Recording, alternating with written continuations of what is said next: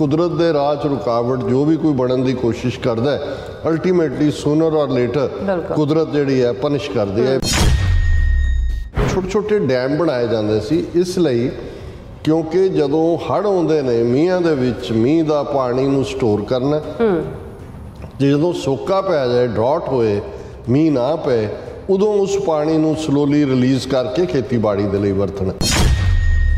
पंजाब दी जिहड़ी ज़मीन दी तीसरी चौथी पानी की लेयर है वो ऑलरेडी कंज्यूम कर ली है क्योंकि 300 फुट तक सबमर्सीबल पंप ला के असी पानी कढ़ते। जे मेन सोर्स पानी का हाइड्रो इलैक्ट्रिसिटी है तो पंजाब दे विच लिया के थर्मल प्लांट वो रोपड़ का होए वो बठिंडे का होए वो दूजा हो क्यों लाए गए। 3/4 वाटर पंजाब का राजस्थान और हरियाणे नूं हुण जदों पूरा भर गया कि भाई डैम भी उपर वाल जा रहे हैं मींह भी लगातार दा नाल पै रहा है, पंजाब तो पानी छड़ दिता उन्होंने। पंजाब हड़िया होया है, इन्ने जिले प्रभावित ने, राजस्थान नहर या हरियाणे नूं जाण वाली नहरां वो सुक्कियां पईयां ने बंद कीतियां। वो कहंदे जी वो असीं इसलिए नहीं दित्ती क्योंकि जे पानी जाएगा तो उन्हां दे विच सिल्ट जाएगी, अदरवाइज राउंड द ईयर मुफ्त पानी पंजाब का उन्होंने दे रहे हैं। लेकिन हुण इस वेले जदों ईडी वड्डी विपत है तुहानूं ये डर है सिल्ट किहड़ी कोई ऐसी चीज़ है जिहड़ी साफ नहीं हो सकती जां ऑलरेडी जो पंजाब च आ रहा हो सिल्ट ही आ रही है। कहते जे पंजाब ने सानूं दित्ती हुंदी ना SYL कैनाल बना के तो इन्नी तबाही नहीं सी। हुण ये है जख्मां ते लूण छिड़कना। जेकर ये डैम सिर्फ दिल्ली दरबार ਅਤੇ ਉਸ ਦੇ ਵੱਲੋਂ गैर ਰਾਇਪੇਰੀਨ ਇਲਾਕੇ ਦੇ ਫਾਇਦੇ ਲਈ ਵਰਤੇ ਜਾ ਰਹੇ ਹਨ ਤਾਂ ਇਹ ਕੰਮ ਬਸਤੀਵਾਦ ਤੋਂ ਵੱਖ ਕਿਵੇਂ ਹੈ।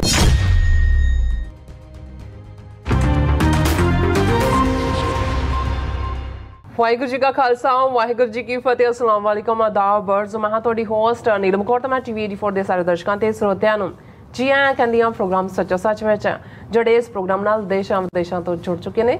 ਖਾਲਸਾ ਅਫੇਅਰ ਸੈਂਟਰ ਦੇ ਸੰਚਾਲਕ ਡਾਕਟਰ ਅਮਰਜੀਤ ਸਿੰਘ ਜੀ ਸਟੂਡੀਓ 'ਚ ਮੇਰੇ ਨਾਲ ਸ਼ਾਮਲ ਨੇ। ਉਹਨਾਂ ਨਾਲ ਗੱਲਬਾਤ ਕਰਕੇ ਅੱਜ ਦੇ ਐਮਿਸ਼ਨ ਉੱਪਰ ਉਹਨਾਂ ਤੋਂ ਉਹਨਾਂ ਦਾ ਤਾਜ਼ੀਆ ਜਾਣਦੇ ਹਾਂ। ਜੀ ਡਾਕਟਰ ਸਾਹਿਬ ਵਾਹਿਗੁਰੂ ਜੀ ਕਾ ਖਾਲਸਾ ਵਾਹਿਗੁਰੂ ਜੀ ਕੀ ਫਤਿਹ। हाँ जी नीलम कौर जी ਤੁਹਾਨੂੰ भी ਤੇ ਦੁਨੀਆ ਭਰ 'ਚ ਬੈਠੇ ਸਾਡੇ ਬਹੁਤ ਹੀ ਪਿਆਰੇ ਸੋਹਣੇ ਸਿਆਣੇ TV 84 ਦੇ ਵਿਊਅਰਸ ਨੂੰ ਵੀ ਵਾਹਿਗੁਰੂ ਜੀ ਕਾ ਖਾਲਸਾ ਵਾਹਿਗੁਰੂ ਜੀ ਕੀ ਫਤਿਹ। ਤੇ ਸਾਡੇ ਬਹੁਤ ਹੀ ਪਿਆਰੇ ਮੁਸਲਮਾਨ ਭੈਣਾਂ ਭਰਾਵਾਂ ਨੂੰ अस्सलाम वालेकुम। जी डॉक्टर साहब जी आया प्रोग्राम सचो सच विच बहुत शुक्रिया जी। डॉक्टर साहब आज 17 जुलाई 2023 2 सावन नानक शाही संमत 555 ਦਾ ਦਿਨ ਹੈ ਤੇ ਡਾਕਟਰ ਸਾਹਿਬ ਪ੍ਰੋਗਰਾਮ ਸ਼ੁਰੂ ਕਰਨ ਤੋਂ ਪਹਿਲਾਂ ਅਸੀਂ ਆਪਣੇ ਦਰਸ਼ਕਾਂ ਤੇ ਸਰੋਤਿਆਂ ਨੂੰ ਹਮੇਸ਼ਾ ਤਰ੍ਹਾਂ ਦੱਸ ਦਿਓ ਵਿਊਅਰਸ ਜੇ ਤੁਸੀਂ ਹੱਕ ਸੱਚ ਇਨਸਾਫ ਤੇ ਪੈਰਾ ਦਿੰਦਾ ਇੱਕੋ ਇੱਕ ਚੈਨਲ TV 84 ਨੂੰ ਦੇਖਣਾ ਚਾਹੁੰਦੇ ਹੋ ਤਾਂ ਤੁਸੀਂ ਦੇਖ ਸਕਦੇ ਸਪੈਕਟਰਮ ਕੇਬਲ RCN ਕੇਬਲ ਬੈਲ ਪੈਲਕਨ ਕੈਨੇਡਾ ਰੋਕੂ ਚਾਦੂ ਬਾਕਸ ਸ਼ਾਵਾ Facebook TV 84 ਦੀ ਐਪ ਰਾਹੀਂ online streaming and IP box ਤੇ ਤੁਸੀਂ TV 84 ਨੂੰ ਦੇਖ ਸਕਦੇ ਹੋ ਵਿਊਅਰਸ। ਜੇ ਤੁਸੀਂ TV 84 ਨਾਲ ਪ੍ਰੋਗਰਾਮ ਸੱਚੋ ਸੱਚ ਨਾਲ Facebook ਰਾਹੀਂ ਜੁੜੇ ਤਾਂ ਇਸ ਵੱਧ ਲਾਈਕ ਕਰੋ ਤੇ ਸ਼ੇਅਰ ਕਰੋ ਅਤੇ ਨਾਲ ਹੀ YouTube ਤੇ ਸਬਸਕ੍ਰਾਈਬ ਵੀ ਕਰੋ। ਇਹ ਵੀ ਦੱਸ ਦਿਓ ਕਿ ਤੁਸੀਂ TV 84 ਦੀ ਐਪ ਨੂੰ ਐਂਡਰੋਇਡ ਐਂਡ ਐਪ ਸਟੋਰ ਤੇ ਡਾਊਨਲੋਡ ਕਰਕੇ ਜੋ TV 84 ਦੀ ਲਾਈਵ ਸਟ੍ਰੀਮ ਹੈ ਇਸ ਨੂੰ ਤੁਸੀਂ 24 ਆਵਰਸ ਦੇਖ ਸਕਦੇ ਹੋ। ਸੋ ਵਿਊਅਰਸ ਇਸ ਤੋਂ ਪਹਿਲਾਂ ਆਪਾਂ ਪ੍ਰੋਗਰਾਮ ਦੀ ਸ਼ੁਰੂਆਤ ਕਰੀਏ। ਸੋ ਆਪਾਂ ਪਿਛਲੇ ਵੀਕ ਜਿਹੜੇ ਨੇ ਪ੍ਰੋਗਰਾਮ ਮਿਸ ਕੀਤੇ ਨੇ ਉਸ ਦਾ ਕਾਰਨ ਸੀ ਕਿ ਡਾਕਟਰ ਸਾਹਿਬ ਹੋਰਾਂ ਦੀ ਜਿਹੜੀ ਸਿਹਤ ਸੀ ਉਹ ਠੀਕ ਨਹੀਂ ਸੀ ਔਨ ਲਿਟਲ ਬਿਟ ਥੋੜ੍ਹਾ ਠੀਕ ਹੋਏ ਨੇ ਤੇ ਆਪਾਂ ਜਿਹੜੀ ਥੋੜ੍ਹੀ ਕਚਹਿਰੀ ਦੇ ਵਿੱਚ ਆਪਣੇ ਪ੍ਰੋਗਰਾਮ ਜਿਹੜੇ ਉਹ ਲੈ ਕੇ ਹਾਜ਼ਰ ਹੋਏ ਹਾਂ। ਸੋ ਇਸ ਲਈ ਮਾਫੀ। ਸੋ ਪ੍ਰੋਗਰਾਮ ਦੀ ਸ਼ੁਰੂਆਤ ਕਰਦੇ ਹਾਂ ਅੱਜ ਦੀ ਸਪਾਂਸਰਸ਼ਿਪ ਦੇ ਹਵਾਲੇ ਨਾਲ ਕਿ ਅੱਜ ਦੇ ਪ੍ਰੋਗਰਾਮ ਸੱਚੋ ਸੱਚ ਨੂੰ ਸਪਾਂਸਰ ਕੀਤਾ ਗਿਆ ਹੈ ਟੋਰਾਂਟੋ ਤੋਂ ਸੱਚਪ੍ਰੀਤ ਸਿੰਘ ਜੁਰਾ ਵੱਲੋਂ। ਸੋ ਇਹਨਾਂ ਨੇ TV 84 ਅਤੇ ਖਾਸ ਕਰਕੇ ਡਾਕਟਰ ਅਮਰਜੀਤ ਸਿੰਘ ਦੇ ਉਦਮ ਦੀ ਸ਼ਲਾਘਾ ਕੀਤੀ ਹੈ ਕਿ ਤੁਹਾਡੇ ਕੋਲੋਂ ਜਿਹੜੇ ਰੋਜ਼ਾਨਾ ਵੱਡਮੁੱਲੀ ਜਾਣਕਾਰੀ ਮਿਲਦੀ ਆ ਤੇ ਅੰਤਰਰਾਸ਼ਟਰੀ ਪੱਧਰ ਤੇ ਕੀ ਚੱਲ ਰਿਹਾ ਗਿਆਨ ਵਿੱਚ ਜਿਹੜਾ ਸਾਡੇ ਵਾਧਾ ਹੁੰਦਾ।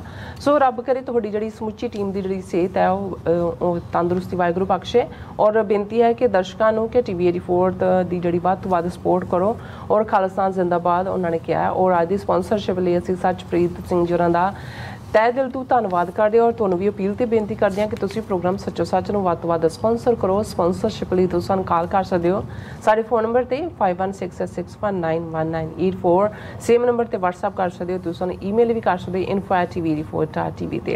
ਸੋ ਵਿਊਅਰਸ ਇਸ ਵੀਕ ਦਾ ਆਪਾਂ ਪਹਿਲਾ ਪ੍ਰੋਗਰਾਮ ਕਰਨ ਜਾ ਰਹੇ ਹਾਂ ਔਰ ਆਸ ਕਰਦੇ ਹਾਂ ਜਿਹੜਾ ਤੁਹਾਡਾ ਵੀਕਐਂਡ ਹੈ ਬਹੁਤ ਹੀ ਵਧੀਆ ਗੁਜ਼ਰਿਆ ਹੋਏਗਾ। ਔਰ ਆਪਾਂ ਗੱਲਬਾਤ ਕਰਾਂਗੇ ਅੱਜ ਦੇ ਪਹਿਲੇ ਸੈਗਮੈਂਟ ਦੇ ਵਿੱਚ ਜਿਸ ਤਰ੍ਹਾਂ ਕਿ ਜਿਹੜਾ ਪੰਜਾਬ ਹੈ ਹੜ੍ਹਾਂ ਦੀ ਮਾਰ ਦੇ ਥੱਲੇ ਹੈਗਾ। ਸੋ ਵੱਡਾ ਹਿੱਸਾ ਜਿਹੜਾ ਪੰਜਾਬ ਦਾ ਜਿਹੜਾ ਹੈਗਾ ਉਹ ਪਾਣੀ ਦੇ ਵਿੱਚ ਡੁੱਬਿਆ ਹੋਇਆ ਹੈ। ਸੋ ਇਸ ਬਾਰੇ ਆਪਾਂ ਗੱਲਬਾਤ ਕਰਨ ਜਾ ਰਹੇ ਹਾਂ ਕਿ 75 ਵਰ੍ਹੇ ਪਹਿਲਾਂ ਸਿੱਖ ਕੌਮ ਨੂੰ ਜਰਾਇਮ ਪੇਸ਼ਾ ਕਬੀਲਾ ਐਲਾਨਣ ਵਾਲੇ ਭਾਰਤੀ ਹਾਕਮਾਂ ਦੀ ਸਿੱਖ ਦੁਸ਼ਮਣੀ ਪੈਰ ਪੈਰ ਤੇ ਨਜ਼ਰ ਆ ਰਹੀ ਹੈ। ਔਰ ਸਤਲੁਜ ਬਿਆਸ ਰਾਵੀ ਜਿਹੜੇ ਨੇ ਪੰਜਾਬ ਦੇ ਉਹਨਾਂ 3 ਦਰਿਆਵਾਂ ਤੇ ਬਣਾਏ ਗਏ ਜਿਹੜੇ ਡੈਮ ਨੇ ਉਹ ਪੰਜਾਬ ਲਈ ਫਾਇਦੇ ਦੀ ਥਾਂ ਜਿਹੜਾ ਸ਼ਰਾਬ ਬਣੇ ਹੋਏ ਨੇ।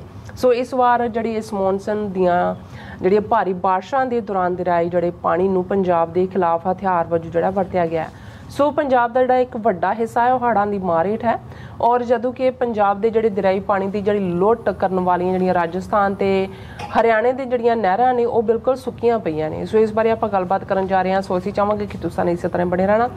ਲੇਖਣ ਸੁਣ ਲਈ ਤੁਹਾਡਾ ਸਭ ਤੋਂ ਬਹੁਤ ਸ਼ੁਕਰੀਆ। ਸੋ ਡਾਕਟਰ ਸਾਹਿਬ ਕਿੱਦਾਂ ਫੀਲ ਕਰ ਰਹੇ ਹੋ? ਇੰਨੇ ਦਿਨਾਂ ਬਾਅਦ ਆਪਾਂ ਪ੍ਰੋਗਰਾਮ ਕਰ ਰਹੇ ਹਾਂ, ਤੁਹਾਡੀ ਸਿਹਤ ਵੀ ਅਜੇ ਤੱਕ ਠੀਕ नहीं आई। बड़ी मुद्दत के बाद मिले हैं दीवाने कहने सुनने को बहुत है अफसाने। वाह जी वाह, so nice, good to see you। समझते हैं भी कुछ चीज़ां कुदरत वालों सबक भी हुंदा है जी और कुछ चीज़ां नहीं, वैसे तो हमेशा ही कुदरत वालों हर कुछ सबक भी हुंदा है जी। ते असीं उन्हां सारे ही अपने व्यूअर्स दा वैल विशर्स दा शुक्रिया अदा करदे हैं जिन्हां ने पिछले दिनों ਦੇ ਵਿੱਚ ਵੌਇਸਮੇਲ ਬਾਰ-ਬਾਰ ਭਰਿਆ, ਈਮੇਲਸ ਦੀ ਜਿਹੜੀ ਆ ਬਾੜ ਲਿਆ ਦਿੱਤੀ ਹੈ। ਇੱਕ ਪਾਸੇ ਹੜ੍ਹ ਪੰਜਾਬ ਚ ਹੜ੍ਹ ਆਏ ਨੇ, ਇੱਧਰ ਇੱਕ ਪਾਸੇ ਸਾਡੇ ਪਿਆਰਿਆਂ ਦੀਆਂ ਈਮੇਲਸ ਜਿਸ ਦੇ ਵਿੱਚ ਬਹੁਤਿਆਂ ਨੇ ਫਿਕਰਮੰਦੀ ਦਾ ਇਜ਼ਹਾਰ ਕੀਤਾ ਜੀ। ਦੇਖੋ ਕੁਝ ਚੀਜ਼ਾਂ ਸੀਜ਼ਨਲ ਵੀ ਹੁੰਦੀਆਂ। ਹਾਲਾਂ ਆਸਟ੍ਰੇਲੀਆ ਤੋਂ ਵੀਰ ਨਾਲ ਗੱਲ ਹੋ ਰਹੀ ਸੀ, ਉਹ ਮੈਨੂੰ ਕਹਿਣ ਲੱਗਿਆ ਜੀ ਵਾਇਰਲ ਫਲੂ ਤੋਂ ਤੁਹਾਡੇ ਤਾਂ ਗਰਮੀ ਆ ਉੱਥੇ। ਮੈਂ ਕਿਹਾ ਵੀ ਹੁਣ ਜਿਵੇਂ ਬੰਦੇ ਨੇ ਸਾਰੇ ਮੌਸਮ ਭੁਲਾ ਦਿੱਤੇ ਨੇ ਔਰ ਜਿਸ ਕਿਸਮ ਦੀਆਂ ਕਰਤੂਤਾਂ ਕੀਤੀਆਂ ਗਲੋਬਲ ਵਾਰਮਿੰਗ ਦੇ ਥੱਲੇ ਇਸ ਵਾਰ ਜਿਸ ਲੈਵਲ ਦਾ ਗਰਮੀ ਦਾ ਲੈਵਲ ਹੈ ਜਿਹੜੀ ਜਿਹਨੂੰ ਵੈਲੀ ਆਫ ਡੈਥ ਕੈਲੀਫੋਰਨੀਆ 'ਚ ਕਹਿੰਦੇ ਨੇ already 140 degree Fahrenheit temperature record ਹੋਇਆ ਹੈ। ਯੂਰਪ ਦੇ ਵਿੱਚ ਅਸੀਂ ਦੇਖਦੇ ਹਾਂ ਕਿ ਜਿਹੜਾ ਇੱਕ ਹਿੱਸਾ ਯੂਰਪ ਦਾ ਸਪੇਨ ਪੁਰਤਗਾਲ ਇਟਲੀ ਉਹ ਉਬਲਣ ਜਾ ਰਿਹਾ ਔਰ ਵਾਈਲਡ ਫਾਇਰਸ ਦਾ ਵੀ ਖੌਫ ਹੈ। ਔਰ ਜਿਵੇਂ ਬੇਮੌਸਮੇ ਹੜ੍ਹ ਬਹੁਤ ਸਾਰੀਆਂ ਥਾਵਾਂ ਦੇ ਉੱਤੇ ਦੇਖਣ ਨੂੰ ਆ ਰਹੇ ਨੇ। ਸੋ ਇਹ ਉਸ ਇਨਸਾਨੀ ਕਰਤੂਤ ਦਾ ਕਿਉਂਕਿ ਸਭ ਤੋਂ ਅਨਡਿਸਿਪਲਿਨਡ ਔਰ ਬਿਲਕੁਲ ਕੁਦਰਤ ਦੇ ਨਾਲ ਖਿਲਵਾੜ ਕਰਨ ਵਾਲਾ ਜੇ ਕੋਈ ਜਾਨਵਰ ਇਸ ਧਰਤੀ ਤੇ ਹੈ ਤੇ ਉਹ ਇਨਸਾਨ ਹੈ, ਜਿਸ ਨੂੰ ਨਾ ਤਾਂ ਇਨਸਾਨ ਰੱਖਿਆ ਸੀ ਲੇਕਿਨ ਉਸ ਦਾ ਹੀ ਨਤੀਜਾ ਹੈ ਕਿ ਹੁਣ ਬੇਮੌਸਮੀਆਂ ਵਾਇਰਸਿਸ ਵੀ ਨੇ। ਕੋਵਿਡ-19 ਦੇ ਨਾਲ ਹੋਰ ਕੀ ਕੰਬੀਨੇਸ਼ਨ ਬਣਦਾ ਕੀ ਹੁੰਦਾ। ਸੋ ਜ਼ਾਹਰ ਹੈ ਵੀ ਅਮਰਵੀਰ ਸਿੰਘ ਦੇ ਆਨੰਦ ਕਾਰਜ ਨੂੰ ਲੈ ਕੇ ਵੀ ਕੁਛ ਜਿਹੜਾ ਹੈ ਉਹ ਜਦੋਂ ਤੁਸੀਂ ਚੀਜ਼ਾਂ ਪਲਾਨ ਕਰ ਰਹੇ ਹੁੰਦੇ ਹੋ ਜਾਂ ਅਦਰਵਾਈਜ਼ ਰੁੱਝੇ ਹੁੰਦੇ ਹੋ ਕੁਛ ਚੀਜ਼ਾਂ ਡਿਸਪਲਿਨ 'ਚ ਨਹੀਂ ਹੁੰਦੀਆਂ ਤੁਹਾਡੇ ਜਿਹੜਾ ਉਹ ਵਸ 'ਚ ਵੀ ਨਹੀਂ ਹੁੰਦਾ। ਸੌਣਾ ਜਾਗਣਾ ਖਾਣ ਪਾਣ ਉਸ ਦਾ ਵੀ ਅਸਰ ਸੀ ਤੇ ਸ਼ਾਇਦ ਕੁਦਰਤ ਕਈ ਵਾਰ ਕੁਛ ਵਕਤ ਤੁਹਾਨੂੰ ਆਪਣੇ ਆਪ ਨਾਲ ਗੱਲਾਂ ਕਰਨ ਲਈ ਵੀ ਦੇਣਾ ਚਾਹੁੰਦੀ ਹੈ ਔਰ ਕੋਈ ਅਦਰਵਾਈਜ਼ ਨਹੀਂ, ਜਸਟ ਵਾਇਰਲ ਫਲੂ। ਔਰ ਇਸ ਦਾ ਇੱਕ ਹਮੇਸ਼ਾ ਇਹ ਹੁੰਦਾ ਅੱਜ ਤੋਂ 40-50 ਸਾਲ ਪਹਿਲਾਂ ਦਾ ਇੱਕ ਆਰਟੀਕਲ ਸੀ ਯੂਰਪ ਦੇ ਹਵਾਲੇ ਨਾਲ ਕਿ ਜ਼ੁਕਾਮ ਦੇ ਖਿਲਾਫ ਕਲੱਬ ਕਿਉਂਕਿ ਇਹ ਉਦੋਂ ਵੀ ਇਹ ਕੋਈ ਨਵਾਂ ਨਹੀਂ ਹੈ। ਉਦੋਂ ਇਨਫਲੂਐਂਜ਼ਾ ਕਿਹਾ ਜਾਂਦਾ ਸੀ, ਹੌਲੀ ਹੌਲੀ ਫਲੂ ਲਫ਼ਜ਼ ਕਿਹਾ ਜਾਣ ਲੱਗ ਗਿਆ। ਫਿਰ ਹੁਣ ਤਾਂ ਉਹਦੀ ਜਿਹੜੀ ਹੈ ਉਹ ਨੰਬਰਿੰਗ ਆ ਗਈ। ਕੋਵਿਡ-19 ਹੈ ਤਾਂ ਇਹ ਵੀ ਉਹੀ ਵਾਇਰਸ ਸੀ ਜਿਹੜੀ ਫਲੂ ਵਾਇਰਸ ਸੀ ਹੈ, ਹਰ ਵਾਰ ਉਹਦੀ ਨਵੀਂ ਸਟੇਨ ਆ ਜਾਂਦੀ ਹੈ। ਤੇ ਉਦੋਂ ਇਹ ਕਿਹਾ ਜਾਂਦਾ ਸੀ ਕਿ ਬੈਸਟ ਇਹ ਹੁੰਦਾ ਹੈ ਕਿ ਜਦੋਂ ਤੁਸੀਂ ਸ਼ਿਕਾਰ ਹੋ ਔਰ ਉਹਦੇ 'ਚ ਜ਼ੁਕਾਮ ਦੇ ਖਿਲਾਫ ਕਲੱਬ ਉਸ ਆਰਟੀਕਲ ਦਾ ਨਤੀਜਾ ਸੀ ਕਿ ਕਿੰਨੇ ਹਫ਼ਤੇ ਵਰਕ ਪਲੇਸ ਦੇ ਉੱਤੇ ਮੁਲਾਜ਼ਮਾਂ ਦੇ ਜਿਹੜੇ ਨੇ ਉਹ ਜ਼ਾਇਆ ਹੁੰਦੇ ਨੇ ਫਲੂ ਦੀ ਵਜ੍ਹਾ ਕਰਕੇ। ਔਰ ਇੱਕ ਉਹਦਾ ਰੀਜ਼ਨ ਇਹ ਹੁੰਦਾ ਹੈ ਕਿ ਜਿਹਨੂੰ ਹੁੰਦਾ ਹੈ ਕਿਉਂਕਿ ਉਹਦੇ ਹੁੰਦਿਆਂ ਵੀ ਉਹ ਕੰਮ ਕਰ ਰਿਹਾ ਹੁੰਦਾ, ਅਗਲਿਆਂ ਨੂੰ ਵੰਡ ਰਿਹਾ ਹੁੰਦਾ। ਔਰ ਉਹਦੇ 'ਚ ਐਡਵਾਈਸ ਸੀ ਉਹਨਾਂ ਦਾ ਕਲੱਬ ਵਾਲਿਆਂ ਦੀ ਕਿ ਭਾਈ ਵੰਸ ਤੁਹਾਨੂੰ ਹੁੰਦਾ ਤੁਸੀਂ ਕੱਟ ਆਫ ਕਰ ਲਓ ਆਪਣੇ ਆਪ ਨੂੰ, ਔਰ ਇਹਦਾ ਇਲਾਜ ਤਾਂ ਕੋਈ ਹੁੰਦਾ ਨਹੀਂ। ਉਹ ਅੱਜ ਵੀ ਕਿਉਂਕਿ ਜਿੰਨੀਆਂ ਵਾਇਰਸਿਸ ਨੇ ਇਹਨਾਂ ਬਾਰੇ ਮੈਡੀਕਲ ਵਰਲਡ ਦੇ ਵਿੱਚ ਇੱਕ ਜੋਕ ਰਿਹਾ ਹਮੇਸ਼ਾ ਕਿ if you take medication you will get well in a week, if you don't take medicine you'll get well in 7 days। ਸੋ ਉਹਨੇ ਦਿਨ ਆਪਣੇ ਪੂਰੇ ਕਰਨੇ ਹੁੰਦੇ ਨੇ। ਸੋ ਸਾਡੇ ਲਈ ਇਹ ਬੇਸ਼ੱਕ ਇਕਾਂਤ ਦਾ ਵਕਤ ਵੀ ਸੀ, ਪਰ ਅਸੀਂ ਇਹਦੇ 'ਚ ਕੋਈ ਸ਼ੱਕ ਨਹੀਂ ਹੈ ਵੀ ਸਾਡੇ ਲਈ ਵੀ ਇਹ ਗਜ਼ਾ ਹੈ। ਜੇ ਸਾਡੇ ਬਹੁਤ ਸਾਰੇ ਵੀਰ ਭੈਣਾਂ ਇਹ ਮਹਿਸੂਸ ਕਰਦੇ ਨੇ ਕਿ ਭਾਈ ਉਹਨਾਂ ਦੇ ਲਈ ਤਾਂ ਇਵੇਂ ਹੀ ਸੀ ਕਿ ਜਿਵੇਂ ਉਹ ਭੁੱਖੇ ਸੌ ਰਹੇ ਹੋਣ, ਤੇ ਸਾਡੇ ਲਈ ਵੀ ਇਵੇਂ ਸੀ। ਔਰ ਮੈਂ ਕਈ ਵਾਰ ਇਹ ਦੇਖਦਾ ਕਿ ਵੀ ਕੁਝ ਚੀਜ਼ਾਂ ਦੀ ਹੌਲੀ ਹੌਲੀ ਇੰਨੀ ਕੁ ਪਕੜ ਹੋ ਜਾਂਦੀ ਹੈ ਤੁਹਾਡੇ ਮਾਈਂਡ ਤੇ ਕਿ ਮਨ ਵੀ ਉਸ ਗੱਲ ਨੂੰ ਹੀ ਲੋਚ ਰਿਹਾ ਹੁੰਦਾ।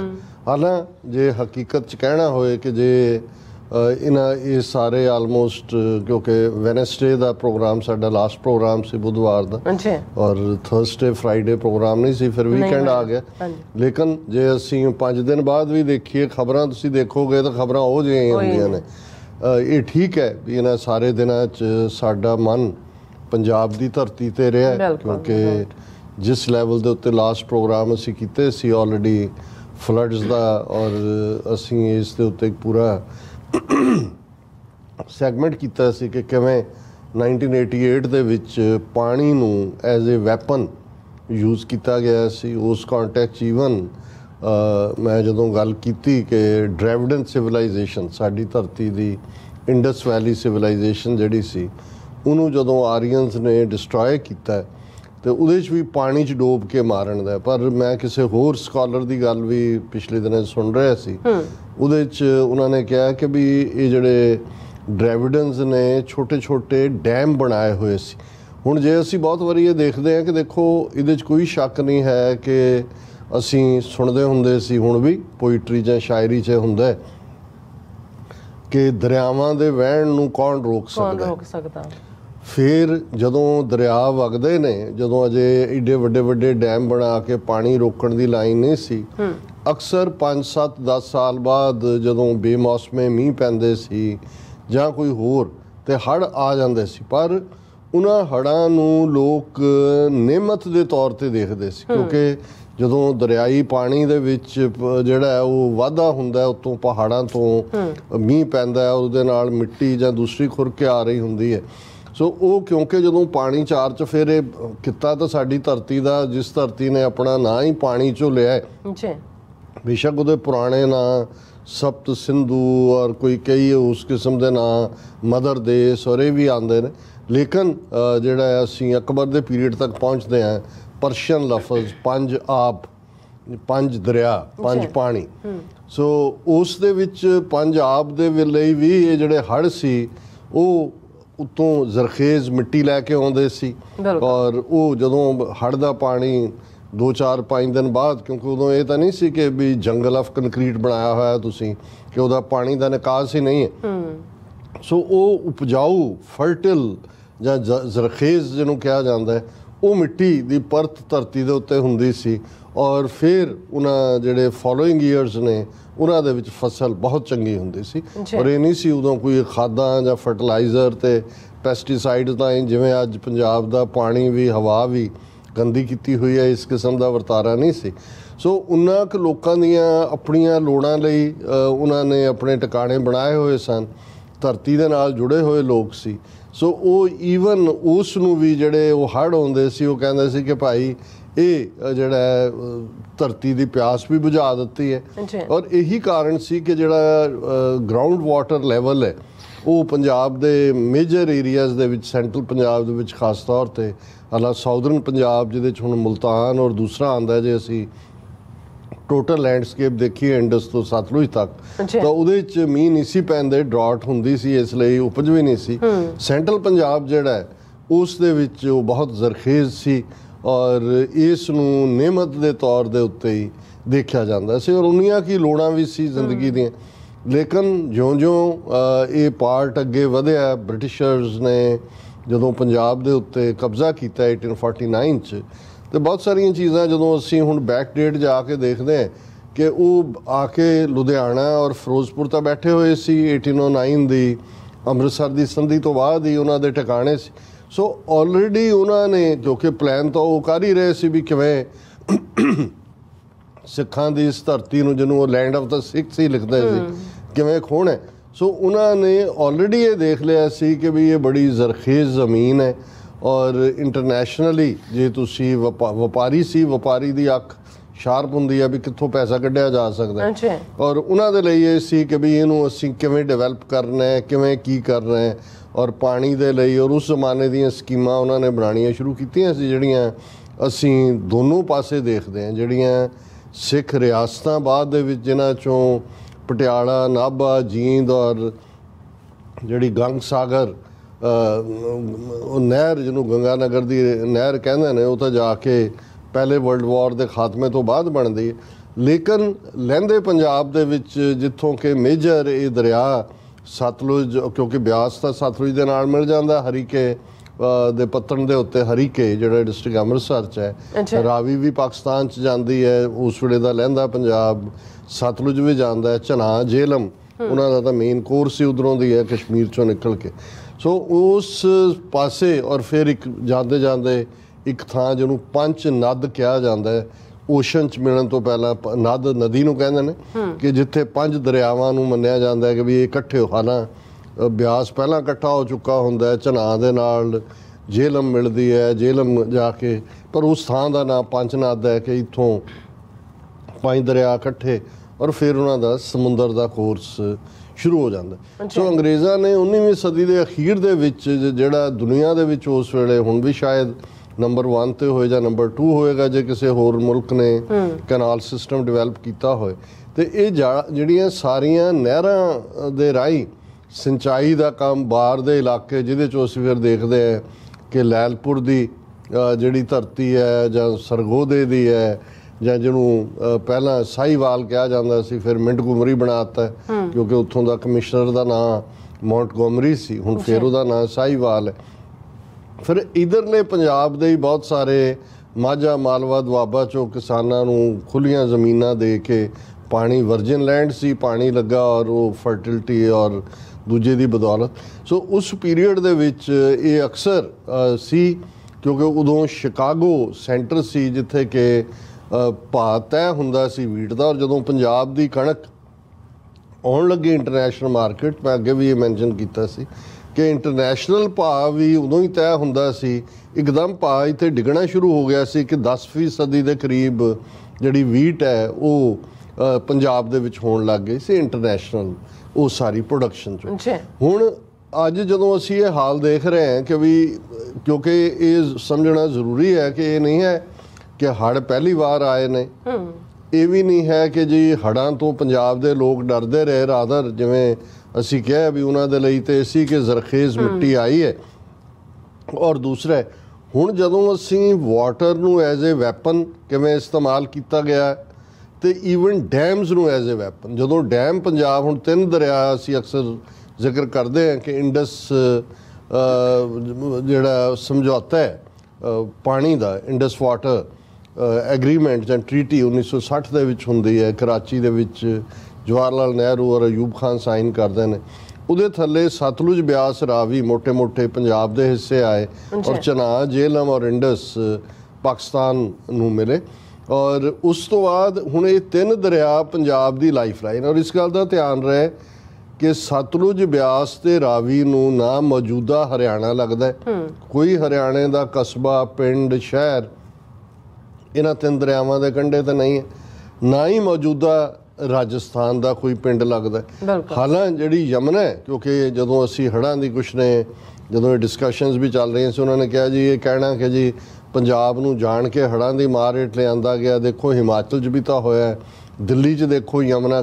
ਹੁਣ ਪਹਿਲੀ ਗੱਲ ਤਾਂ ਇਹ ਹੈ ਵੀ ਦਿੱਲੀ ਜਿਹੜੀ ਯਮਨਾ ਹੈ ਉਹ ਉੱਤੋਂ ਨਿਕਲ ਕੇ ਹਰਿਆਣੇ 'ਚੋਂ ਗੁਜ਼ਰਦੀ ਹੈ। ਹਰਿਆਣੇ ਦੇ ਜ਼ਿਆਦਾ ਜ਼ਿਲ੍ਹੇ ਯਮਨਾ ਦੇ ਕੰਢੇ 'ਤੇ ਨੇ ਔਰ ਉਹੀ ਯਮਨਾ ਫਿਰ ਦਿੱਲੀ 'ਚ ਆਉਂਦੀ ਹੈ ਔਰ ਦਿੱਲੀ ਯਮਨਾ ਦੇ ਕੰਢੇ 'ਤੇ ਹੈ। ਸੋ ਇਹ ਤਾਂ ਰਾਈਪੇਰੀਅਨ ਹੈ, ਜੇ ਫਾਇਦਾ ਵੀ ਚੁੱਕਦੇ ਨੇ ਨੁਕਸਾਨ ਵੀ ਹੈ, ਇਹ ਵੱਖਰੀ ਕਹਾਣੀ ਹੈ ਕਿ ਜਦੋਂ ਅਸੀਂ ਰਿਵਰਸ ਦੀ ਗੱਲ ਕਰਦੇ ਹਾਂ ਦਰਿਆਵਾਂ ਦੀ, ਇੱਕ ਤਾਂ ਦਰਿਆਵਾਂ ਦਾ ਫਲੋ ਹੈ ਜਿਹਦੇ ਚੋਂ ਪਾਣੀ ਵਗਦਾ ਹੈ, ਇੱਕ ਜਿਹੜੇ ਦਰਿਆਵਾਂ ਦੇ ਕੰਢਿਆਂ ਤੇ ਬਹੁਤ ਸਾਰੀ ਥਾਂ ਜਿਹਨੂੰ ਰਿਵਰ ਬੈੱਡ ਕਿਹਾ ਜਾਂਦਾ ਹੈ ਕਿ ਵੀ ਇਹ ਦਰਿਆ ਦਾ ਬਿਸਤਰ ਹੈ। ਬੇਸ਼ੱਕ ਆਮ ਹਾਲਤ 'ਚ ਰਿਵਰ ਉਵੇਂ ਹੀ ਵਗੇ ਜਿਵੇਂ ਕਿ ਅੱਜ ਕੱਲ੍ਹ ਨਾਲੇ ਬਣਾ ਦਿੱਤੇ ਗਏ, ਨਾਲਿਆਂ ਵਾਂਗ ਹੁੰਦਾ, ਕਦੇ ਬੰਦੇ ਨੂੰ ਲੱਗਦਾ ਵੀ ਨਹੀਂ ਮੈਨੂੰ ਦਰਿਆ ਕੋਈ ਕਹੇ। ਪਰ ਜਦੋਂ ਬਰਸਾਤ ਆਉਂਦੀ ਹੈ ਜਾਂ ਉੱਤੋਂ ਪਹਾੜਾਂ ਤੋਂ ਆਉਂਦਾ ਹੈ, ਫਿਰ ਰਿਵਰ ਨੇ ਕਦੋਂ ਉਸ ਬੈੱਡ ਦਾ ਇਸਤੇਮਾਲ ਕਰਨਾ। ਹੁਣ ਜੇ ਉਹ ਜੀ ਡੁੱਬ ਗਿਆ, ਅਸਲ 'ਚ 20-20, 25-25 ਮੀਲ ਤੱਕ ਰਿਵਰ ਬੈੱਡ ਮੰਨਿਆ ਜਾਂਦਾ ਹੈ, 20 to 25 ਮਾਈਲਸ। ਦਿੱਲੀ ਦੇ ਵਿੱਚ ਵੀ ਜਿੱਥੋਂ ਨਿਕਲ ਕੇ ਇਹ ਹਰਿਆਣੇ 'ਚੋਂ ਆਈ ਹੈ ਜਮਨਾ, ਜਾਂ ਹਿਮਾਚਲ ਦੇ ਵਿੱਚ ਜਿਵੇਂ ਬਿਆਸ ਨੇ ਮਨੀਕਰਨ, ਕੁੱਲੂ ਔਰ ਦੂਸਰੇ ਹੀ ਤਬਾਹੀ ਲਿਆਂਦੇ। ਹੁਣ ਜੇ ਤੁਸੀਂ ਰਿਵਰ ਦੇ ਬਿਸਤਰੇ ਦੇ ਰਾਜ ਆਪਣਾ ਮੰਜਾ ਡਾਹ ਦਿਓਗੇ, ਉਹਨਾਂ ਦੀਆਂ ਜ਼ਮੀਨਾਂ ਤੇ ਕਬਜ਼ਾ ਕਰਕੇ ਤੁਸੀਂ ਆਪਣੀਆਂ ਇਮਾਰਤਾਂ ਬਣਾਈਆਂ ਹੋਈਆਂ ਨੇ, ਤੇ ਦਰਿਆ ਤਾਂ ਆਪਣੀ ਮੌਜ ਦੇ ਵਿੱਚ ਆਏਗਾ। ਉਹਨੂੰ ਕਹਿੰਦੇ ਨਾ ਦਰਿਆਵਾਂ ਦੇ ਵਹਿਣ ਨੂੰ ਕੌਣ ਰੋਕ ਸਕਦਾ, ਉਹ ਲੈ ਜਾਏਗਾ ਰੋੜ ਕੇ। ਔਰ ਇਹ ਨਹੀਂ ਹੈ ਵੀ ਹੁਣ ਕੋਈ ਫਰਕ ਪੈ ਜਾਏਗਾ, ਇਹ ਜਿਉਂ ਹੀ ਸੁੱਕ ਜਾਣਾ ਜਾਂ ਦੂਜਾ ਉਹਨਾਂ ਨੂੰ ਹੁੰਦਾ ਜੀ ਕੋਈ ਨਹੀਂ 10-20 ਸਾਲ ਬਾਅਦ ਆ ਵੀ ਗਿਆ, ਮੁਆਵਜ਼ੇ ਵੀ ਮਿਲ ਜਾਣੇ ਨੇ, ਸਰਕਾਰਾਂ ਨੇ ਵੀ ਪੈਸੇ ਦੇ ਦੇਣੇ ਨੇ, ਖਾਣ ਵਾਲਿਆਂ ਨੂੰ ਵੀ ਮਿਲ ਜਾਣਾ, ਤੇ ਉਨਾ ਕੁ ਫਾਇਦਾ ਫਿਰ ਚੁੱਕ ਲਓ।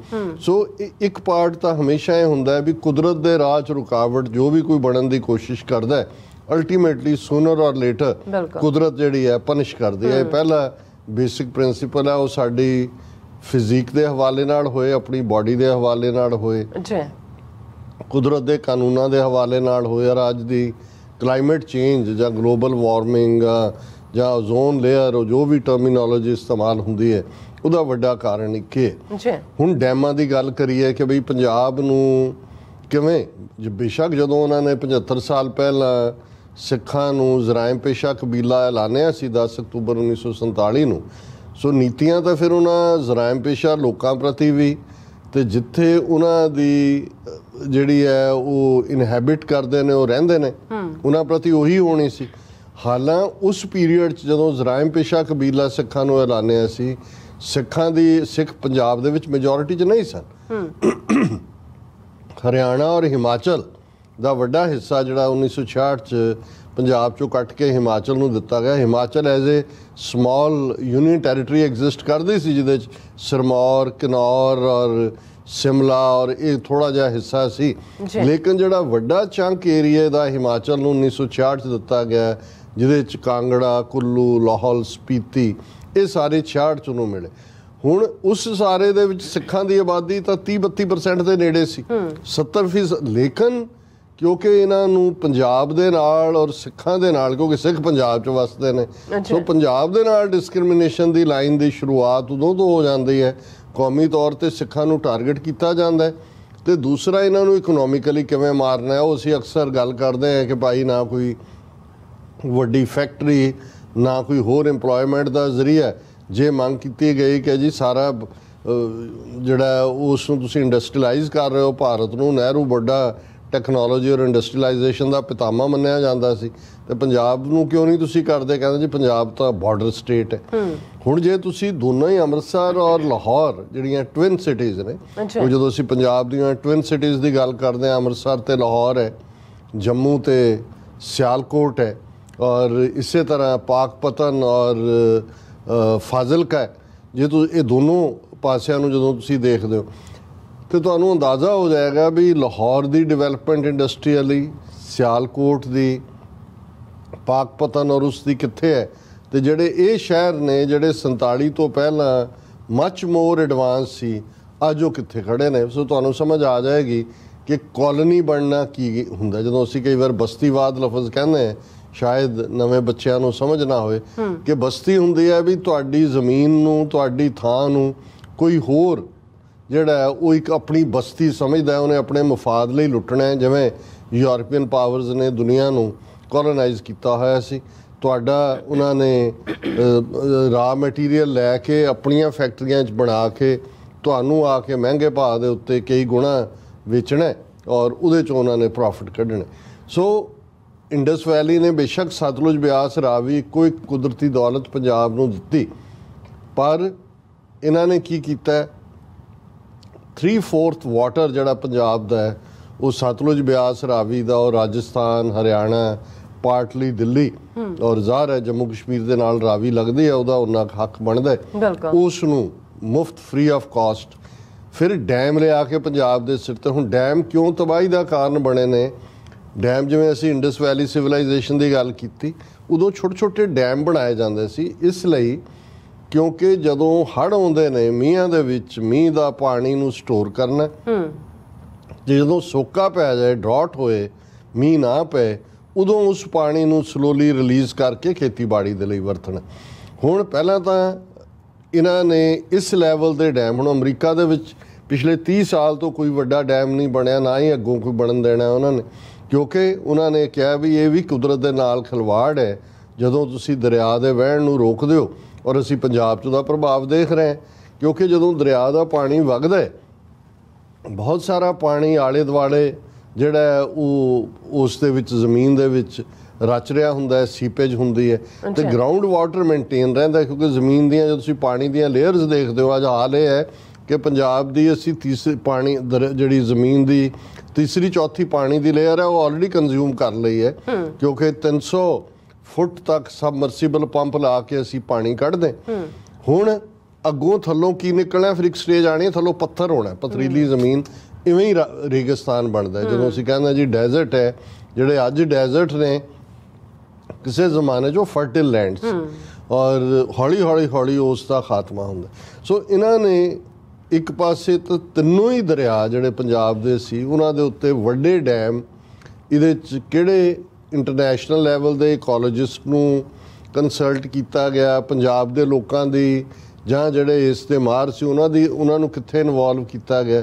ਅਸੀਂ ਦੇਖਦੇ ਹਾਂ ਕਿ ਸਤਲੁਜ ਦੇ ਉੱਤੇ ਭਾਖੜਾ ਔਰ ਬਿਆਸ ਦੇ ਉੱਤੇ ਪੌਂਗ ਔਰ ਰਾਵੀ ਦੇ ਉੱਤੇ ਥੀਂ ਡੈਮ ਇਹ ਬਣਾ ਕੇ ਉਹਨਾਂ ਨੇ ਇੱਕ ਤਾਂ ਪਾਣੀ, ਹੁਣ ਫਿਰ ਸਵਾਲ ਆਇਆ ਜੀ ਜੇ ਪਾਣੀ ਨੂੰ ਇੰਨਾ ਰੋਕਿਆ ਨਾ ਜਾਏ ਤੇ ਬਿਜਲੀ ਕਿੱਥੋਂ ਆਏਗੀ?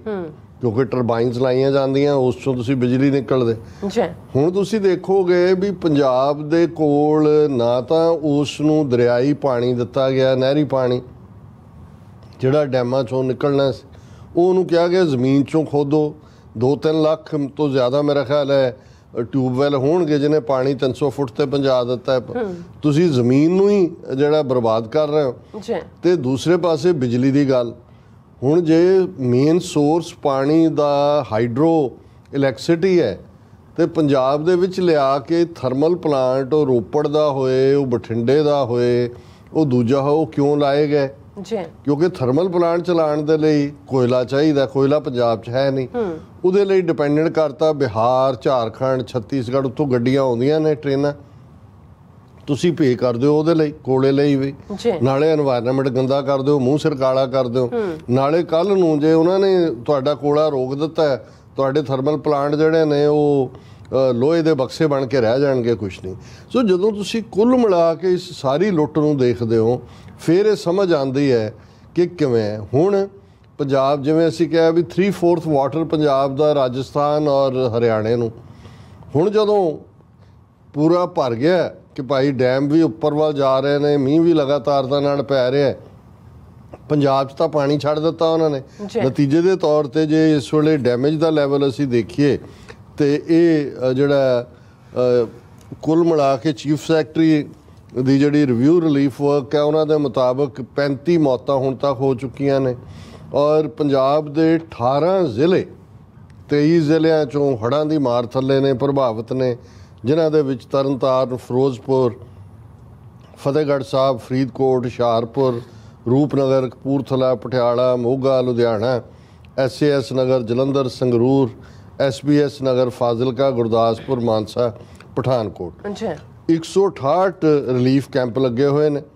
ਔਰ ਇਸ ਵੇਲੇ ਕੱਲ ਨੂੰ ਹੁਣ ਅਜੇ ਵੀ ਮੀਂਹ ਪੈਣ ਦੀਆਂ ਅਗਲੇ 3-4 ਦਿਨ 'ਚ ਸੰਭਾਵਨਾਵਾਂ ਨੇ, ਔਰ ਇਹ ਕਿਹਾ ਜਾ ਰਿਹਾ ਕਿ ਭਾਈ ਉਸ ਦੇ ਥੱਲੇ 3 brimming dams a worry for Bhakra Beas management board authority, 3 dam ਨੱਕੋ ਨੱਕ ਭਰੇ ਹੋਏ ਨੇ।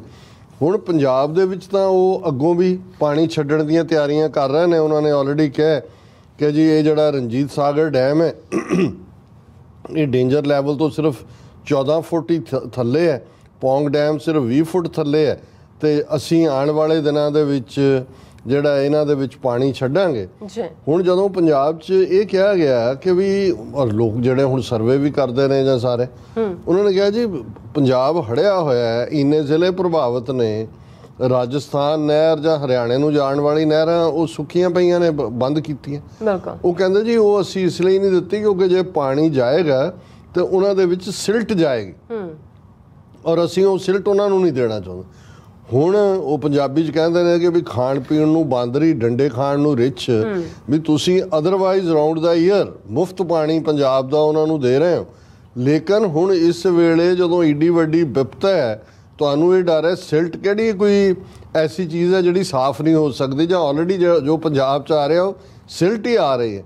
ਔਰ ਕੱਲੀ ਇਹ ਨਹੀਂ ਹੈ ਵੀ ਦੂਜੇ ਪਾਸੇ ਇਹ ਹੈ ਕਿ ਜੇ ਹਰਿਆਣੇ ਨੂੰ ਜਿਹੜਾ ਕਿ ਆਪਣੀ ਬੜੀ ਮੌਜ ਦੇ ਨਾਲ ਮੁਫਤ ਪਾਣੀ ਜਮਨਾ ਦਾ ਵੀ ਔਰ ਅਦਰਵਾਈਜ਼ ਪੰਜਾਬ ਦੇ ਪਾਣੀਆਂ ਦਾ ਵੀ ਹੱਕ ਹੈ, ਉਹਦਾ ਚੀਫ ਮਿਨਿਸਟਰ ਇਹਨੂੰ ਕਹਿੰਦੇ ਨੇ ਤੁਸੀਂ ਵੇਲੇ ਜਦੋਂ ਕੋਈ ਮੁਸੀਬਤ ਹੋਏ ਉਦੋਂ ਤੁਸੀਂ ਟੀਚਰ ਕਰੋ। ਔਰ ਉਹਦੇ 'ਚ ਇਹ ਮਨੋਹਰ ਲਾਲ ਖੱਟੜ ਕਹਿੰਦਾ Punjab would have suffered less had it built SYL canal says Manohar Lal Khattar. ਉਹ ਕਹਿੰਦੇ ਜੇ ਪੰਜਾਬ ਨੇ ਸਾਨੂੰ ਦਿੱਤੀ ਹੁੰਦੀ ਨਾ SYL ਕੈਨਾਲ ਬਣਾ ਕੇ ਤੇ ਇੰਨੀ ਤਬਾਹੀ ਨਹੀਂ ਸੀ। ਹੁਣ ਇਹ ਹੈ ਜ਼ਖਮਾਂ ਤੇ ਲੂਣ ਛਿੜਕਣਾ ਕਿ ਇੱਕ ਪਾਸੇ ਲੁੱਟ ਖਸੁੱਟ ਹੈ, ਇੱਕ ਪਾਸੇ ਬੇਮਤਲਬ ਦੇ ਡੈਮ ਖੜੇ ਕੀਤੇ ਗਏ ਨੇ, ਔਰ ਦੂਸਰਾ ਪਾਸਾ ਜਿਹੜਾ, ਔਰ ਮੈਂ ਇਸ ਦੇ ਉੱਤੇ ਗੰਗਵੀਰ ਸਿੰਘ ਰਠੌਰ ਇੱਕ ਇੰਡੀਪੈਂਡੈਂਟ ਜਿਹਨੂੰ ਕਹਿੰਦੇ ਨੇ ਵਨ ਮੈਨ ਬੈਂਡ ਜਿਹੜਾ ਕਾਫੀ ਮੈਂ ਅਰਸੇ ਤੋਂ ਹੀ ਦੇਖ ਰਿਹਾ ਕਿ ਉਹ ਇਹਨਾਂ ਡੇਂਜਰਸ ਨੂੰ ਕਿ ਡੈਮਸ ਦਾ ਕੀ ਡੇਂਜਰ ਹੈ, ਪੰਜਾਬ ਨੂੰ ਉਹਦੀ ਕਿਵੇਂ ਲੁੱਟ ਕੀਤੀ ਜਾ ਰਹੀ ਹੈ, ਪੰਜਾਬ ਕਿਵੇਂ ਇੱਕ ਬਸਤੀ ਹੈ। ਉਹਨਾਂ ਨੇ ਪਿਛਲੇ 2-3 ਦਿਨਾਂ 'ਚ ਕੁਝ TV ਚੈਨਲਸ ਨੂੰ ਇੰਟਰਵਿਊ ਵੀ ਦਿੱਤੇ ਨੇ। ਉਹਦੇ 'ਚ ਉਹਨਾਂ ਨੇ ਇਹ ਕਿਹਾ ਕਿ ਵੀ ਇਹ ਸਾਨੂੰ ਅੱਜ ਅਸੀਂ ਉੱਥੇ ਆ ਗਏ ਕਿ ਵੀ ਨਾ ਤਾਂ ਜਿਹੜੇ ਡੈਮ ਸਤਲੁਜ ਬਿਆਸ ਤੇ ਰਾਵੀ ਤੇ ਬਣੇ ਨੇ ਉਹਨਾਂ ਦਾ ਹੜ੍ਹ ਖੇਤਰ ਮੌਜੂਦਾ ਪੰਜਾਬ ਹੈ, ਪਰ ਪੰਜਾਬ ਨੂੰ ਇਹਨਾਂ ਡੈਮਾਂ ਦਾ ਕੀ ਫਾਇਦਾ ਮਿਲ ਰਿਹਾ। ਪਹਿਲੀ ਗੱਲ ਤਾਂ ਇਹ ਹੈ ਵੀ ਪੰਜਾਬ ਨੂੰ ਨਾ ਉਹਦੇ 'ਚੋਂ ਪਾਣੀ ਮਿਲ ਰਿਹਾ, ਬਿਜਲੀ ਸਾਡੀ ਥਰਮਲ ਪਲਾਂਟ 'ਚੋਂ ਆ ਰਹੀ ਹੈ, ਹੜ੍ਹਾਂ ਦੀ ਮਾਰ ਵਾਲਾ ਸਾਰਾ ਏਰੀਆ ਸਾਡੇ 'ਚ ਹੀ ਆ ਜਾਂਦਾ ਹੈ। ਕਿੰਨੇ ਕੁ ਪੰਜਾਬ ਦੇ ਖਿੱਤੇ ਨੂੰ ਇਹਨਾਂ ਡੈਮਾਂ ਰਾਹੀਂ ਪੀਣ ਲਈ ਪਾਣੀ ਮਿਲ ਰਿਹਾ, ਇਹ ਉਹਨਾਂ ਦਾ ਸਵਾਲ ਹੈ ਗੰਗਵੀਰ ਰਠੌਰ ਦਾ। ਕਿੰਨਾ ਕੁ ਰਕਬਾ ਜਿਹੜਾ ਕਿ ਇਹਨਾਂ ਦੇ ਹੜ੍ਹ ਖੇਤਰ ਵਿੱਚ ਪੈਂਦਾ ਹੈ ਉਹ ਇਹਨਾਂ ਡੈਮਾਂ ਦੀ ਬਿਜਲੀ ਅਤੇ ਪਾਣੀ, ਖੇਤੀ ਤੇ ਸਨਅਤੀ ਤੇ ਬਿਜਲੀ ਲੋੜਾਂ ਪੂਰੀਆਂ ਕਰਨ ਲਈ ਵਰਤਿਆ ਜਾ ਰਿਹਾ। ਜੇਕਰ ਇਹ ਸਭ 20% ਤੋਂ ਵੀ ਹੇਠ ਹੈ ਤਾਂ ਇਹ ਡੈਮ ਪੰਜਾਬ ਲਈ ਸਰਾਫ ਹਨ। ਸਾਨੂੰ ਦੁਨੀਆ ਭਰ 'ਚ ਇਹਨਾਂ ਡੈਮਾਂ ਖਿਲਾਫ ਗੱਲ ਕਰਨੀ ਪਵੇਗੀ।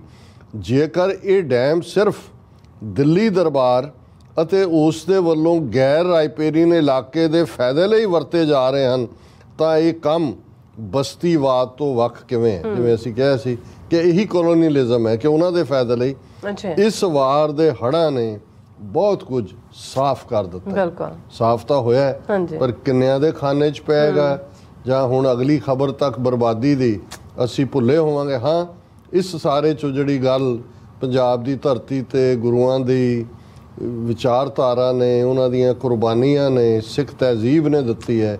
ਜਿਵੇਂ ਲੋਕ ਇੱਕ ਦੂਸਰੇ ਦੀ ਮਦਦ ਲਈ ਆਏ, ਦਿੱਲੀ ਦਰਬਾਰ ਵੱਲੋਂ ਕੋਈ ਮਦਦ ਨਹੀਂ, ਕੋਈ ਰਾਹਤ ਪੈਕੇਜ। ਇਕੱਲਾ ਇਹੀ ਨਹੀਂ, ਮੈਂ ਕਿਤੇ ਪੜ੍ਹ ਰਿਹਾ ਸੀ ਕਿ ਇੱਕ ਪਿੰਡ 'ਚ ਹੋਰ ਦੂਸਰੇ ਪਿੰਡਾਂ ਤੋਂ ਲੰਗਰ ਵਰਤਾਉਣ ਲਈ ਆਏ ਜਿਹੜੇ ਵਲੰਟੀਅਰ ਸੀ, ਸੇਵਾਦਾਰ, ਤੇ ਉਹ ਪਿੰਡ ਦੀਆਂ ਬੀਬੀਆਂ ਕਹਿੰਦੀਆਂ ਨਾ ਭਾਈ ਤੁਸੀਂ ਕਿਸੇ ਹੋਰ ਪਾਸੇ ਵਰਤਾਓ, ਸਾਡੇ ਬੰਦੇ ਤਾਂ ਆਪ ਗਏ ਹੋਏ ਨੇ ਦੂਸਰੇ ਪਿੰਡਾਂ 'ਚ ਵਰਤਾਉਣ ਦੇ ਲਈ। ਇਹ ਹੈ ਸਿੱਖੀ ਦੀ ਸਪਿਰਿਟ। ਸੋ ਉਹ ਇਸ ਵਾਰ ਫਿਰ ਸਾਹਮਣੇ ਆਇਆ, ਜਿਵੇਂ ਕਿਸਾਨ ਮੂਵਮੈਂਟ ਵੇਲੇ ਸੀ ਕਿ ਭਾਈ ਜਦੋਂ ਮੁਸੀਬਤ ਆਉਂਦੀ ਹੈ ਅਸੀਂ ਸਾਰੇ ਇਕੱਠੇ ਹੁੰਦੇ ਆ, ਪਰ ਹੁਣ ਦੁਸ਼ਮਣ ਨੂੰ ਪਛਾਣਨ ਦੀ ਲੋੜ ਹੈ ਕਿ ਜਿਹੜਾ ਦੁਸ਼ਮਣ ਤੁਹਾਨੂੰ lock stock and barrel destroy ਕਰਨਾ ਚਾਹੁੰਦਾ ਹੈ, ਕਿੰਨੀ ਕੁ ਦੇਰ ਅਸੀਂ ਉਹਨਾਂ ਦੀ ਗੁਲਾਮੀ ਕਬੂਲਾਂਗੇ। ਇੱਕ ਅਮਰੀਕਨ ਬਾਗੀ ਰਾਈਟਰ ਜਿਹੜਾ ਬਾਅਦ 'ਚ ਬੇਸ਼ੱਕ ਇਟਲੀ ਔਰ ਦੂਸਰੇ 'ਚ ਜਾ ਕੇ ਦੂਸਰਿਆਂ ਦੇ ਨਾਲ ਰਲ ਗਿਆ, ਉਹਦੀ ਮੈਂ ਇੱਕ ਕੋਟ ਪੜ੍ਹ ਰਿਹਾ ਸੀ। ਉਹਨੇ ਕਿਹਾ ਵੀ ਸਲੇਵ ਉਹ ਹੁੰਦਾ ਹੈ, ਗੁਲਾਮ ਉਹ ਹੁੰਦਾ ਹੈ ਜਿਹੜਾ ਇਹ ਡੀਕਦਾ ਹੁੰਦਾ ਹੈ ਕਿ ਕੋਈ ਮੈਨੂੰ ਆ ਕੇ ਆਜ਼ਾਦ ਕਰਵਾਏ। ਔਰ ਇਹ ਪਹਿਲੀ ਵਾਰ ਸੀ ਕਿ ਮੈਂ ਇਹ ਡੈਫੀਨੇਸ਼ਨ ਦੇਖੀ। ਹਾਲਾਂ ਅਸੀਂ ਕਹਿੰਦੇ ਵੀ ਗੁਲਾਮ ਉਹ ਹੁੰਦਾ ਹੈ ਜਿਹੜਾ ਆਪਣੇ ਆਪ ਨੂੰ ਗੁਲਾਮ ਮੰਨਦਾ ਹੈ, ਜਿਹੜਾ ਗੁਲਾਮ ਮੰਨਣ ਤੋਂ ਆਪਣੇ ਆਪ ਨੂੰ ਇਨਕਾਰੀ ਹੈ ਉਹ ਗੁਲਾਮ ਨਹੀਂ ਹੈ। ਪਰ ਇਹ ਹੈ ਵੀ ਗੁਲਾਮ ਉਹ ਹੈ ਜਿਹੜਾ ਡੀਕਦਾ ਹੈ ਕਿ ਕੋਈ ਆ ਕੇ ਮੈਨੂੰ ਇਸ ਗੁਲਾਮ, ਉਹਨੂੰ ਪਤਾ ਵੀ ਉਹ ਗੁਲਾਮ ਹੈ ਪਰ ਉਹ ਆਪ ਐਫਰਟ ਕਰਨ ਦੀ ਥਾਂ ਤੇ ਇੰਤਜ਼ਾਰ ਕਰ ਰਿਹਾ ਕਿ ਕੋਈ ਆ ਕੇ ਉਹਨੂੰ ਜਿਹੜਾ ਉਹ ਲਿਬਰੇਟ ਕਰਾਏ। ਸੋ ਮੈਂ ਸਮਝਦਾ ਵੀ ਇਹ ਸਾਡੇ ਲਈ ਸਬਕ ਹੋਣਾ ਚਾਹੀਦਾ ਕਿ ਅਸੀਂ ਇਸ ਗੁਲਾਮੀ ਦੇ ਜੰਜਾਲ ਨੂੰ ਵਗਾ ਕੇ ਪਰਾਂ ਮਾਰੀਏ, ਇਹਨਾਂ ਬੇੜੀਆਂ ਹਥਕੜੀਆਂ ਨੂੰ ਕੱਟੀਏ। ਸੱਚਮੁੱਚ ਉਹ ਧਰਤੀ ਜਿਹੜੀ ਅੱਜ ਵੀ ਉਸ ਦੀ ਤਹਿਜ਼ੀਬ ਦੇ ਵਿੱਚ ਮਦਦ ਹੈ, ਪਿਆਰ ਹੈ। ਔਰ ਈਵਨ ਇੱਕ ਹਿੰਦੂ ਕਪਲ ਜਿਹੜੇ ਮਨੀਕਰਨ ਗਏ ਔਰ ਉਹ ਪੂਰੀ ਕਹਾਣੀ ਉਹ 30-35 ਨੂੰ ਲੈ ਕੇ ਗਏ ਸੀ ਕਿ ਕਿੱਥੇ ਪੈਰ ਪੈਰ ਤੇ ਲੁੱਟ ਹੋਈ, ਮਨੀਕਰਨ ਤੋਂ ਕੁੱਲੂ ਤੱਕ ਕਿਵੇਂ ਬੱਸਾਂ, ਕਿਵੇਂ 1000 ਰੁਪਏ ਵਾਲਾ ਕਮਰਾ ਹੋਟਲ ਦਾ 10-10 ਹਜ਼ਾਰ ਰੁਪਇਆ ਉਹਨਾਂ ਨੇ ਲਿਆ, 200-200 ਰੁਪਏ ਵਾਲੀ ਟਿਕਟ ਜਿਹੜੀ ਹੈ ਉਹ 2-2 ਹਜ਼ਾਰ ਨੂੰ ਦਿੱਤੀ। ਔਰ ਉਹ ਕਹਿੰਦੇ ਨੇ ਕਿ ਪੰਜਾਬ ਵਰਗਾ ਕੋਈ ਸਵਰਗ ਨਹੀਂ ਹੈ। ਸੋ ਕਾਸ਼ ਸਾਡੇ ਪੰਜਾਬ ਦੇ ਹਿੰਦੂ ਵੀਰ ਭੈਣਾਂ ਜਿਨ੍ਹਾਂ ਨੇ 47 ਤੋਂ ਬਾਅਦ ਖਾਸ ਤੌਰ ਤੇ ਪੂਰੀ ਦੁਸ਼ਮਣੀ ਪੁਗਾਈ, ਆਪਣੀ ਮਾਂ ਬੋਲੀ ਨੂੰ ਵੀ ਜਿਨ੍ਹਾਂ ਨੇ ਦਰਕਿਨਾਰ ਕੀਤਾ, ਪੰਜਾਬ ਦੀ ਲੁੱਟ ਵੀ ਜੋ ਦਿੱਲੀ ਕਰਦੀ ਰਹੀ ਉਹਦਾ ਦੇ ਨਾਲ ਖਲੋਤੇ, ਘੱਟੋ ਘੱਟ ਜੇ ਉਹ ਵੀ ਇਹ ਰਿਅਲਾਈਜ਼ ਕਰਨ, ਪੰਜਾਬੀ ਇੱਕ ਪੰਜਾਬੀ ਬਣ ਕੇ ਖਲੋਏ, ਕਿਉਂਕਿ ਅਲਟੀਮੇਟਲੀ ਇਸ ਧਰਤੀ ਦੇ ਉੱਤੇ ਪੰਜਾਬ ਨਾ ਹਿੰਦੂ ਨਾ ਮੁਸਲਮਾਨ, ਪੰਜਾਬ ਜਿਉਂਦਾ ਗੁਰਾਂ ਦੇ ਨਾਂ ਤੇ।